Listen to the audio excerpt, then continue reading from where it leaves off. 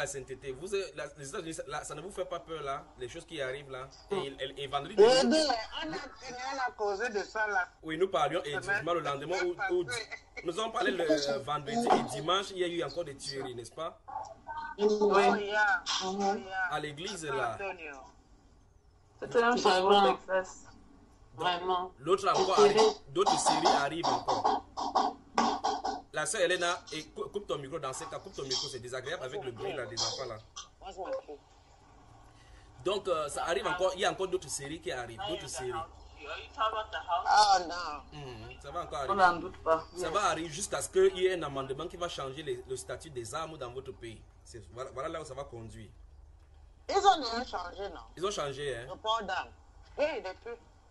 Et comment les gens portent toujours les armes? En tout cas, il y a des grandes compagnies qui font de cela leur commerce. Ils ne veulent pas que ça change, le statut change. Donc ça doit changer drastiquement. Vous voyez que dans un pays, il y a plus de mortalité. La statistique montre qu'il y a plus de 30 000 morts par an chaque année. Le Cameroun, lui, n'est pas loin. C'est plus de 4 000 morts par an sur le lax lourd. Donc chaque pays a sa spécialité. Donc plus il y a les armes dehors, plus il y a plutôt les tueries. Alors que le principe, c'est qu'on se protège plutôt avec les armes. Mais là, les armes servent plutôt à tuer. Vous voyez qu'il faut seulement qu'on se protège avec le Seigneur, n'est-ce pas?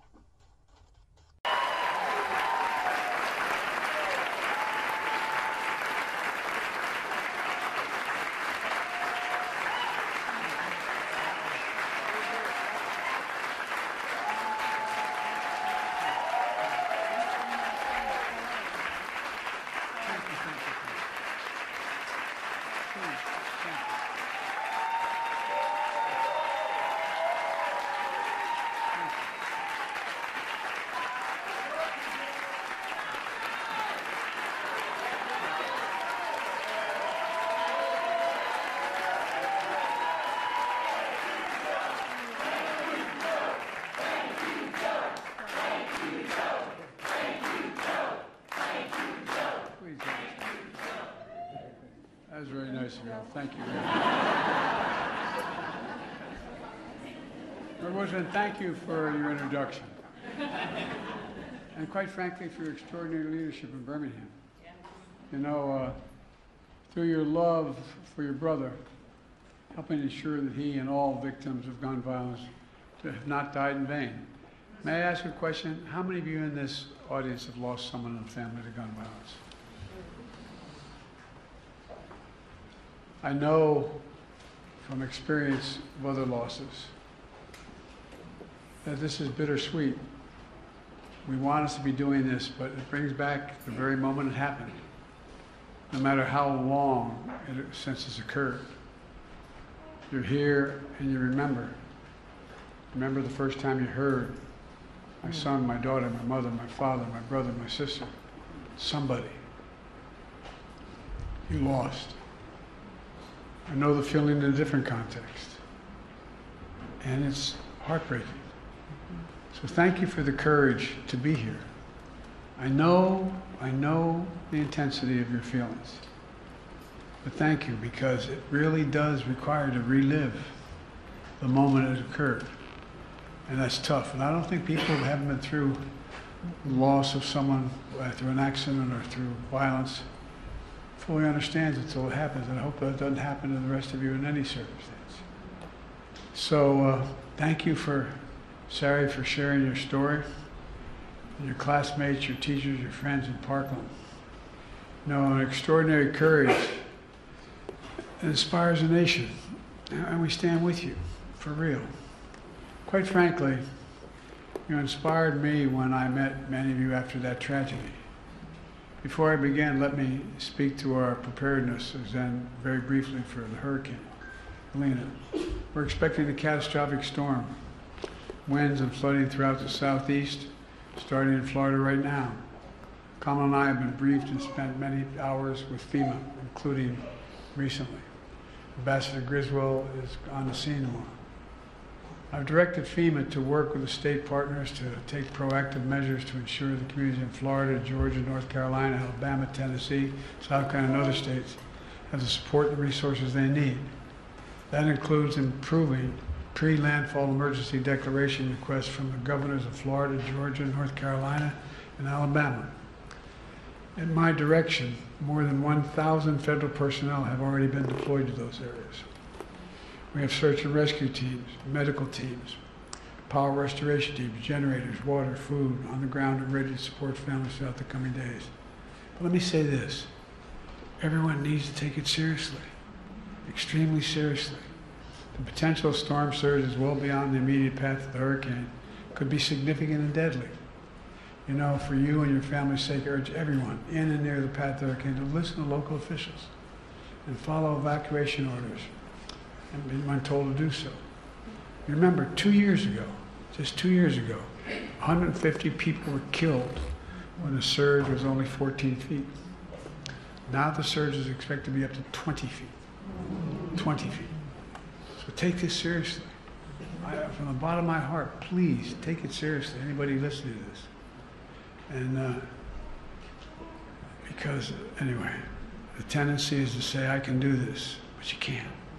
20-foot storm surge, you can't. Folks, now for the reason we're here today. I want to thank Vice President Harris and members of our cabinet, members of the Congress, including Birmingham's extraordinary Congressman Terry Sewell. Terry, stand up. Stand up.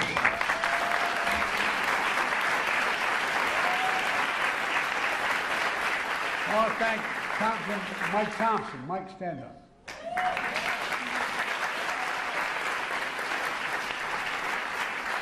And a good friend, one of the brightest people I know, Jamie Raskin. Jamie, stand up.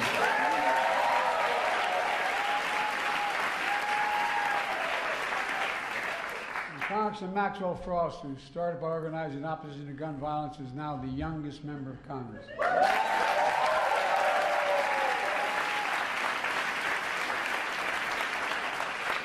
Even when I was the second youngest senator in history, I never had that much hair.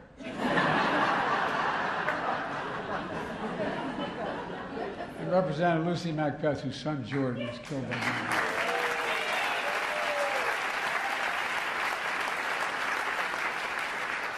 Thanks, Lucy.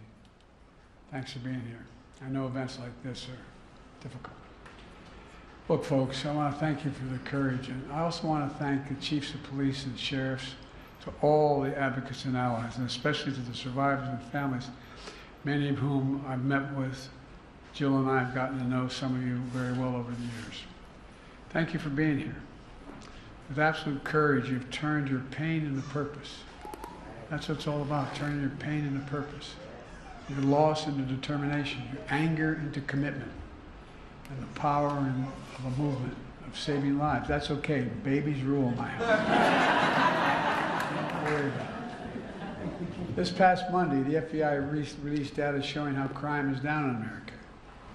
The year before we came to the presidency, we saw the biggest increase in murder rates on record. Last year, we saw the largest decrease in murder rates nationwide. Yeah, right.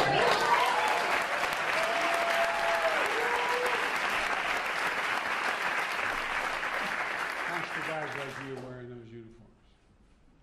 The homicide rate in 2023 was 16% below the year before we became president and vice president. In the first half of 2024, in large cities across the country, homicide rate dropped another 17%.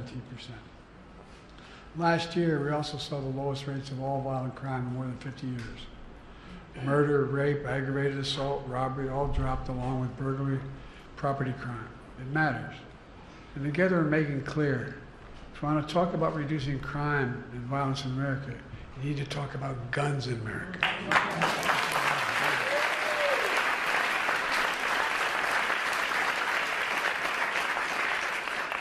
You just heard Kamala cite the statistics all Americans should be ashamed of. Guns are the number one, hard to believe, are the number one killer of children in America, more than any other cause. Accidents, more than any other cause. It's almost unbelievable to think it's sick. Last year, after another school shooting, my predecessor said, like some members of Congress said, quote, just get over it. Yeah. I'm going to be very blunt. Secretary Vance of Ohio has called these shootings facts of life.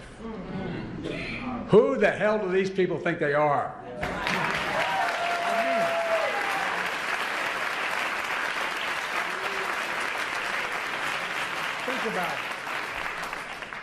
only industry that is exempted by law from being investigated and being dealt with is the gun industry. Imagine had that be the case with the tobacco industry. What cancer would be like. I mean it sincerely. Think about this. This time last year, we stood in the Rose Garden and launched the first ever White House Office of Gun Violence Prevention.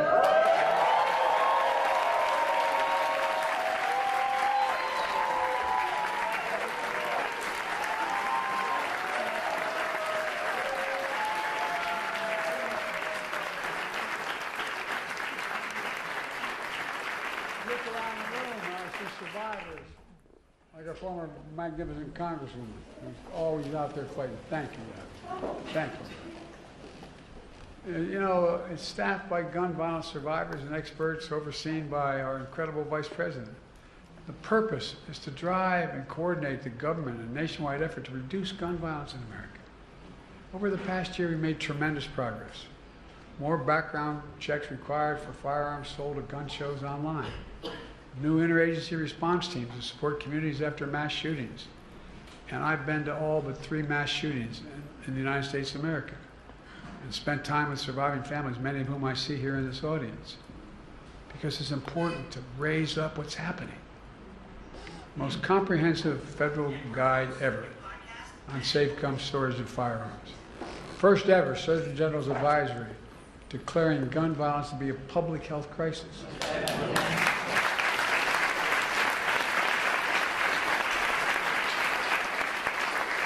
Parenthetically, as I travel the world with other world leaders, they ask, do you really have do you say you have a public health crisis with gun violence? Well, today I'm proud to announce a new executive order. That's going to do 2 additional things.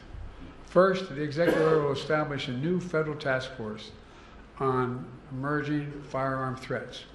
Previously, my administration took action to crack down on private manufacturers of firearms, including kits of so-called ghost guns. This is probably the only audience knows what ghost guns are. Yeah, that's right. They don't have to have a serial number. Guns don't have serial numbers. It's hard for them to track back to the shooter and hold them accountable when something happens. But today we're taking the next step. Our new task force will address 3D printed firearms. And for those listening, everybody in this room knows what that is. But they actually can produce a plastic firearm with a 3D printer.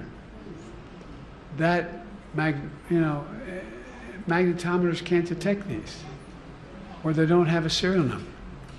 This task force is also going to tackle machine gun conversion devices mentioned by the mayor.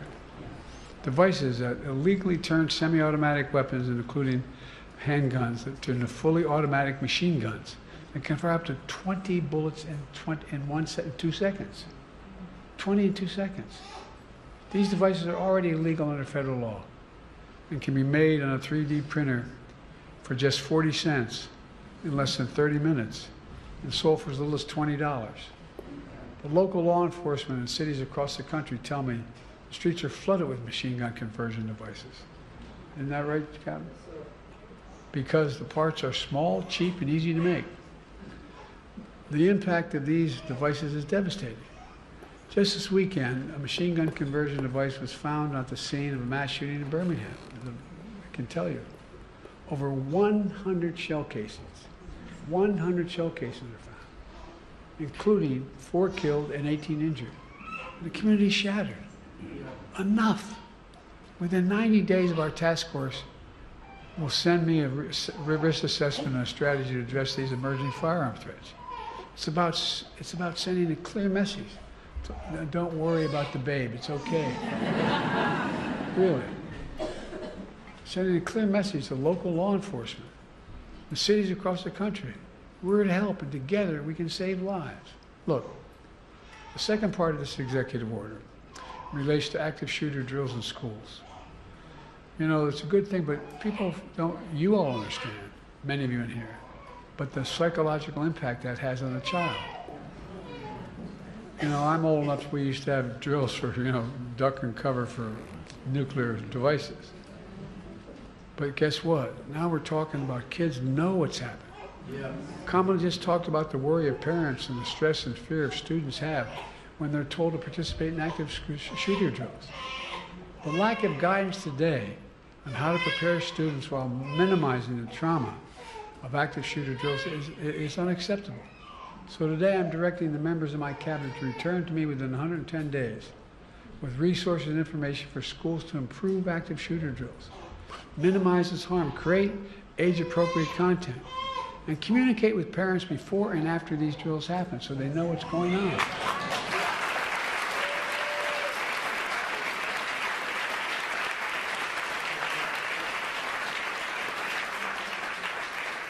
Folks, we just have to do better, and we can do better. But that's not all. Today, my administration is also announcing a whole series of new actions to address gun violence. We're releasing a new tool with resources to help schools communicate with parents about safety of storing firearms in their homes. And by the way,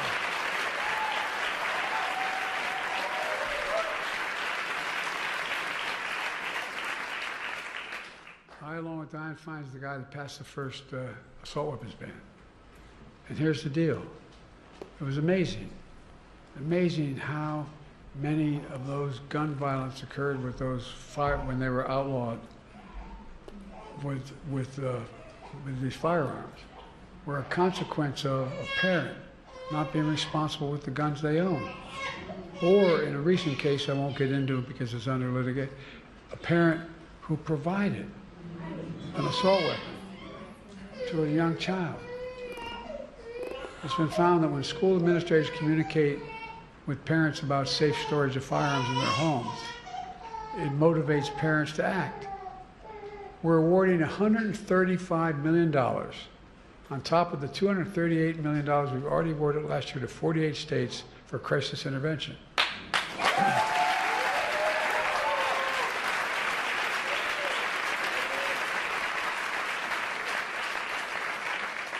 Including tools like red flag laws. I'm going to say, be very personal here. My son was Attorney General of the first state in the nation to institute that statewide. Temporarily removing firearms from those who are a danger to themselves and others. Yes, right. Well, it's important. We're awarding an additional $85 million to 30 community violence intervention programs on top of the $200 million we've already invested in these programs.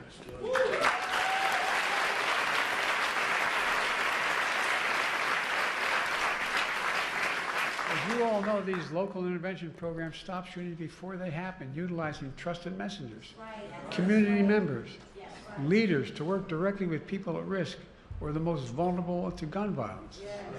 And folks, all these new actions build on the historic steps we've already taken since I took office to address gun violence in America. Through the American Rescue Plan, which, by the way, not a single one of the opposition voted for.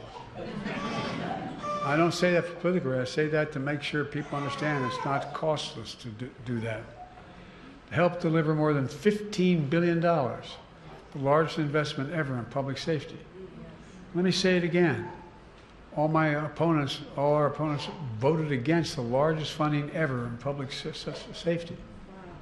I also announced a dozen executive orders to reduce gun violence more than any of my predecessors. And with your help, we passed the Bipartisan Safer Communities Act, the most significant gun violence control in the world.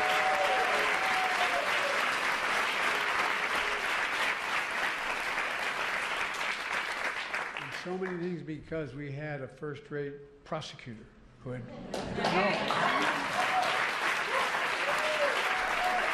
incredible experience dealing with these. Among many things is strengthened background checks for anyone under the age of 21 seeking to purchase a firearm. Since we implemented the background check system last year, we've kept almost 1,000 guns out of the hands of people under the age of 21. But folks, the law also invests over $1 billion, the largest one-time ever investment ever in seeking to deal with mental health issues in our schools.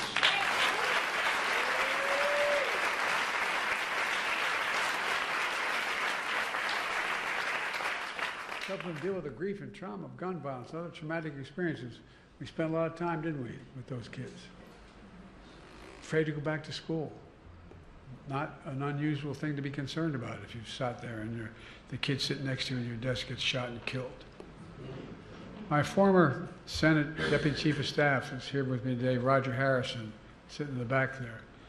He founded an organization that does outreach programs for middle and high school students dealing with mental health issues.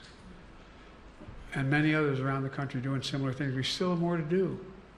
But the steps we've taken so far in reducing gun violence and saving lives are real. But we have to keep going. There's so much more we have to do. I think it's time to reinstate the assault weapons ban and high-capacity magazines.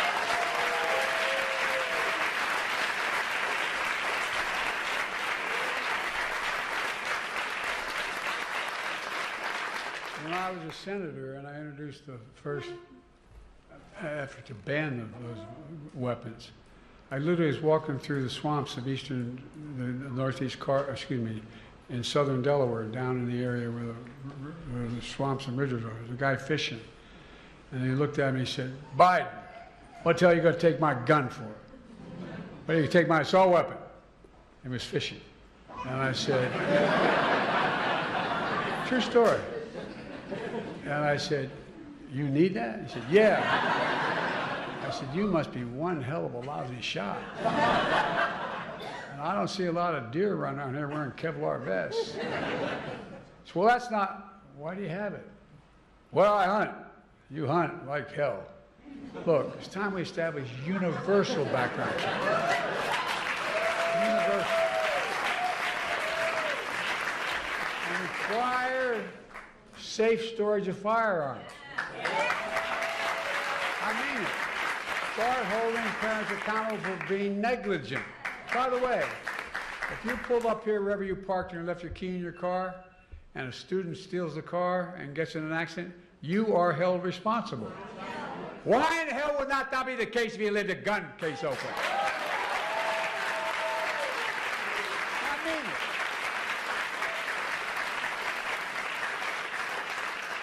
it. And I've been fighting for this. I'm going to continue after I leave this office. End immunity for the gun industry. End it, end it, end it.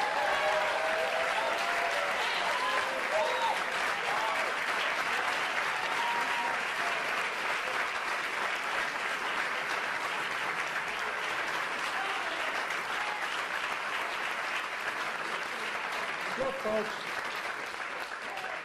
I taught constitutional law for years, constitutional law. Never was the Second Amendment meant to be absolute. Back when it was passed, you could not own a cannon. No, I'm not joking. People like the liberty of Americans is water with the blood of patriots. Like hell. I'm serious. Think about it. Think about it. It was never absolute. Never, never, never, never. It's time we increase funding for the Bureau of Alcohol, Tobacco, Firearms, and Explosives.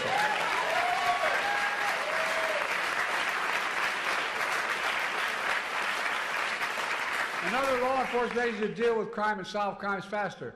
We get a lot of heat from the other guy. She got a lot of heat from the other guy talking about we're not helping. We're the ones funding cops. We're the ones funding these things.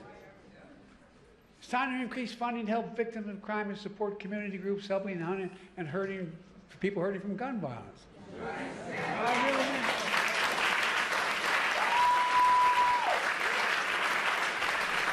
Unfortunately, my predecessor and a lot of congressional other people opposed all these steps to reduce gun violence. Instead, they tried to stop the crackdown on ghost gun kits, by the way. Well, that's a real big deal. I mean, we can't deny the Second Amendment right. Give me a break. If they got their way, criminals could traffic guns and commit crimes. Congressional opponents are trying to defund the Office of Gun Violence Prevention. There's an amendment to defund the Office of Gun Violence Prevention. Bless me, Father, as we say in my church. They attacked the FBI and want to abolish the Bureau of Alcohol, Tobacco, and Firearms and Explosives. By the way, that's written out, which is responsible for fighting gun crimes. Folks, you can't be pro-law enforcement and be anti-FBI and ATF. That's outrageous.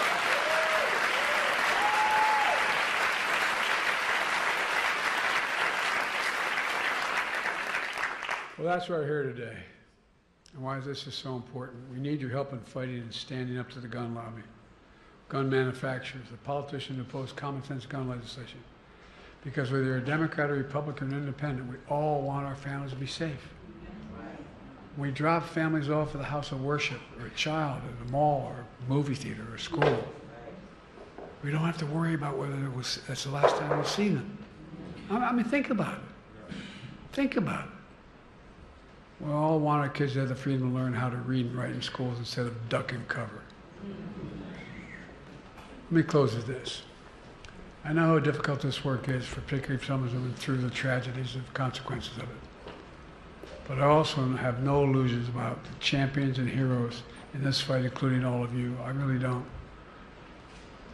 Look what you've already done. Look at the movie you built. Look at the elected officials standing alongside me and here today. Listen to the young people speaking out. That's the power of your loved ones and their memories.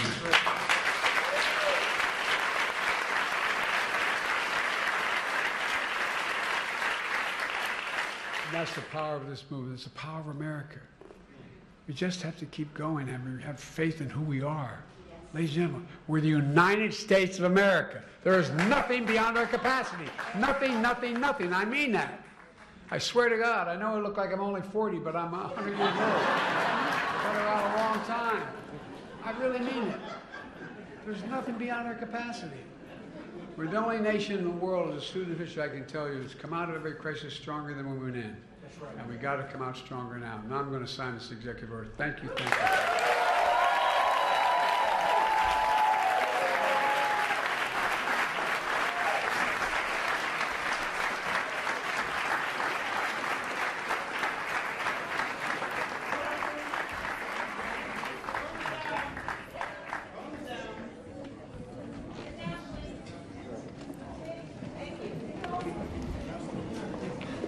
All right.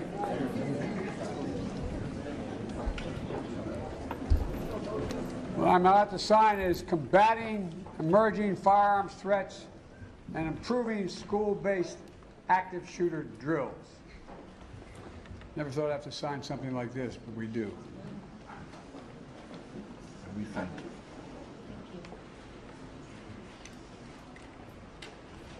Bravo.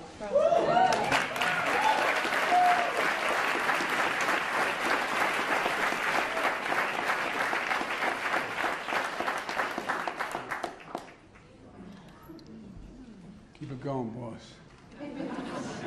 Thank you.